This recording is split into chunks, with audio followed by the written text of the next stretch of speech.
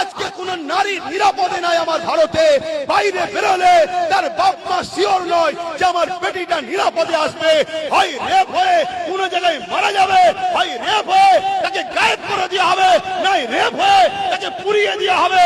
এগুলোকে রুখতে পারছিস না, তোরা বলছিস ইসলামে নাকি রেপ করা কোনো পাপ নয়। অথচ ইসলাম বলছে কোন নারীকে যদি কেউ রেপ করে সেই রেপিস্টের শাস্তি একটাই, মৃত্যুদণ্ড। আর আমার দেশে কি রেপিস্টদের কি শাস্তি? ফুলের মালা আর এমএলএমপির টিকিট। লজ্জা লাগছে বলতে? আমার দেশের রেপিস্টদের কি শাস্তি?